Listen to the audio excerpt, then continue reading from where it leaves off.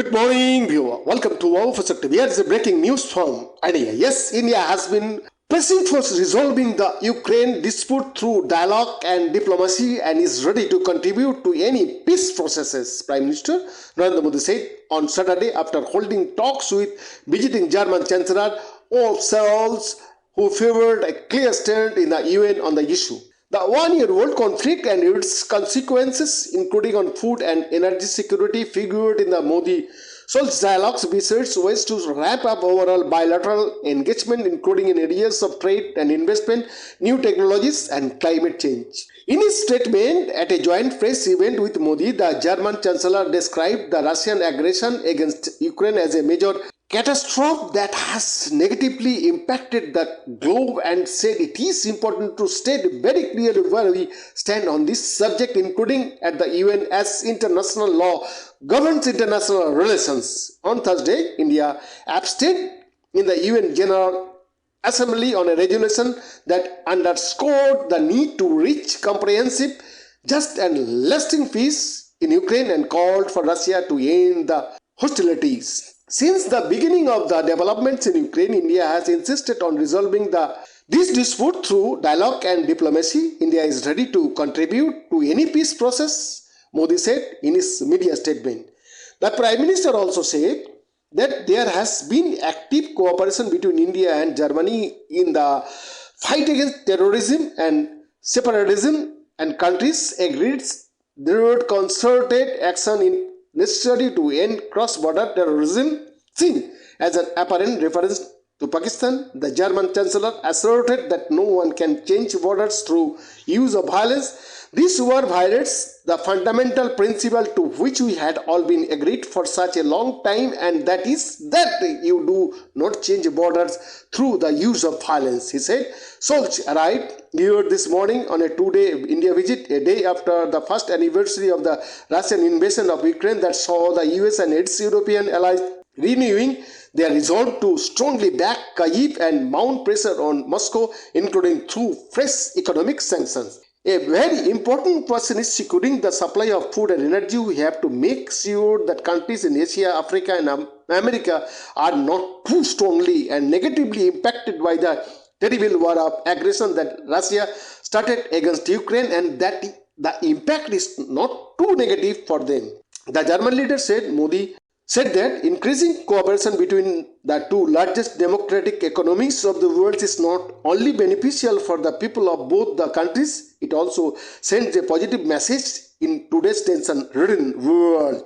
The Prime Minister said the effects of the COVID-19 pandemic and the Ukraine conflict have been felt across the world, and they have had a particularly negative impact on developing countries. We expressed our shared concern about this. We agree that this problem can only be solved through joint efforts. We are stressing on this even during India's presidency of the G20, he said. Scholz said Germany wants to deepen trade relations between India and Europe, asserting that two-day trade and investment would go up following the finalization of the India-EU Free Trade Pact. The German Chancellor suggested that he would play a role in the early finalization of the long-pending FTA and the Investment Protection Pact between India and the EU. We need to join forces in that regard and make progress together. It is especially important for one area that in my eyes is of the greatest importance, and that is the development of IT and software. Scholz noting that security and defense cooperation can become an important pillar of strategic partnership between the two countries. Modi said, together we will continue to make efforts to fully realize our untapped potential in this area. There is active cooperation between India and Germany in the fight against terrorism and separatism, and both countries also agree that concerted action is necessary to end cross-border terrorism, he added. The Prime Minister said that apart from being India's largest trading partner in Europe, Germany is also an important source of investment in the country.